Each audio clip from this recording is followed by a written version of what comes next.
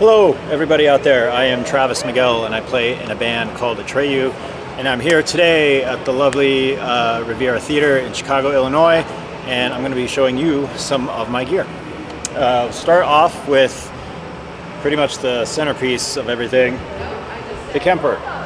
If you're watching this, you probably by now know what a Kemper is, but for those that don't, long story short, it's a modeling profiling amplifier. So it's not technically a real amplifier, it's a digital representation of an amplifier. So basically my main presets are based off of a Soldano SLO 100. A few tweaks here and there with some EQ and I think some compression. Same thing with my lead. It's based off a Soldano SLO 100 with a little bit more delay, a little bit more gain just to give it that oomph so it cuts through and I can be heard when I'm masturbatorily playing a guitar solo. I also have some other stuff too. There's like a lot of different clean stuff. It kind of depends on the song. With the Kemper in particular, each song I have to create a new performance because some songs require different kinds of delays, different kinds of cleans, different effects here and there, which can kind of be a little bit of a pain, but at the end of the day, I'm glad I actually go through with the work because it's a lot of fun. Also have some Bad Cat stuff in there. Shout out to Bad Cat amps. Some Fender stuff. I'm kind of a guy that just kind of set and forget, and then I just go about my business. For example, this is a song called Baptize, which is the title track of our latest album. So yeah, it says main SLO, meaning that's pretty much like my rhythm tone. If we go over here, I've got a kind of a weird filter setting on it for one part of the song, and then if we go over here, it's I believe some kind of mesa. It's for like a clean section of the song. And so yeah, if we go, let's see, up, it's a song called Becoming the Bull. Right side of the bed, The Time Is Now, and so on and so on. So as the set progresses along, I just move from song to song, and everything's all set as far as the effects and the order of the different amplifiers. So yeah, it's pretty what I like to call Travis proof, because I am what I like to call gear stupid. So if I can make my way around this, pretty much anybody can.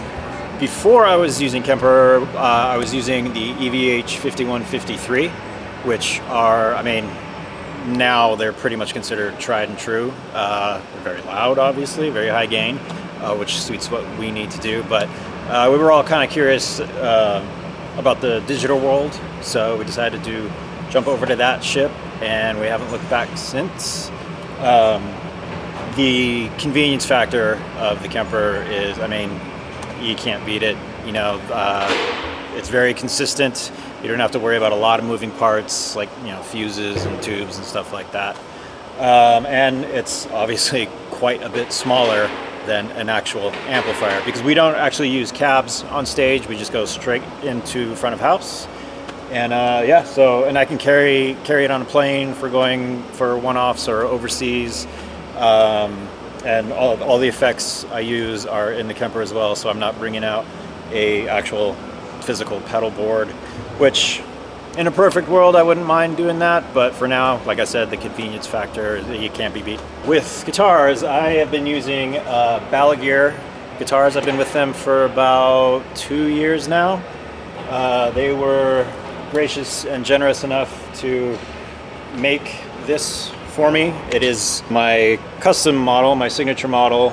It's based off of their Thicket body shape. It's kind of hard to see, but this isn't actually white. It's like a subtle sparkle. Mahogany body, maple neck with walnut stringers, maple fretboard, Floyd Rose, EMG 81X, EMG 85X, three-way switch, and I also have these Dunlop custom picks that they made for me with a Stormtrooper and my name in the Star Wars font because I'm a bit of a Star Wars nerd. I'm really bad with numbers, but it's on the thicker side. I've been using the Jazz 3s maybe about 2 or 3 years now. I wasn't really ever all that picky about picks, no pun intended. But yeah, as soon as I tried these, it took a little getting used to, but then it clicked. I got it. Strings, I've been using clear tone, let's see, 11 to 56. I was using 10 to 52, but just for tuning stability, I decided to bump it up a notch because my right hand is not the most graceful. I have a very heavy right hand, especially on stage because your adrenaline's going and you don't really realize how hard you're picking. So the heavier string gauge helps out with that. With volume, it's pretty much all the way up most of the time. Same with the tone, unless I'm not playing, then I'll just roll back. Pickups, I'd say about 98% of the time I'm on the bridge pickup. Sometimes I'll switch over to the neck pickup if I'm feeling a little sassy. But yeah, for the most part, I just kind of stick with this, the 81. It's beefy, chunky, but it still cuts through. It's not too muddy. Oh, it's also a neck through construction. Some people say it holds the sustain. Some people say it kills the sustain. I don't know, nor do I care. It feels nice in the hand. Tuning, drop C, C, G, C, F, A, D for pretty much all of the songs that we're playing tonight. And then moving on to another Balaguer guitar that they made for me. This is my signature growler, the Growler TM, TM standing for Travis Miguel. So this is based off of the growler shape. It is a set neck. I kind of like I like being able to have my cake and eat it too. I don't really stick with one thing all the time, which is why I went with the set neck as opposed to the neck through, just for variety. As well as the neck itself is roasted maple.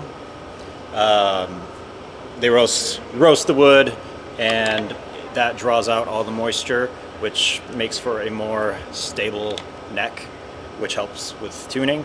At least that's the theory behind it. This is you can't really tell, but it's a gold sparkle. The sparkle is very subtle. Same pickups, 81X, 85X. Hip shot bridge as opposed to a Floyd. I like having guitars with and without Floyds. I don't like relying completely on a guitar with a Floyd. I love having Floyds. I love making stupid weird noises with them and dive bombs and all that fun stuff. But I also hate with a passion having to deal with said Floyd because I am terrible at it. To change a set of strings on a Floyd could very well possibly take me all day because I'm that bad at it. So it's always nice to have like I said, a Travis-proof bridge. Also, we have Luminlay dots for when the stage goes dark and I may have to start a song. It's nice to know where my hands are on the neck. I've actually come across that problem many times where stage goes completely dark and I have no idea where my hands are on the neck and I end up screwing up the whole song. So this helps out with that. And then moving on to the third guitar, which is also a signature model for myself. It is a Thicket.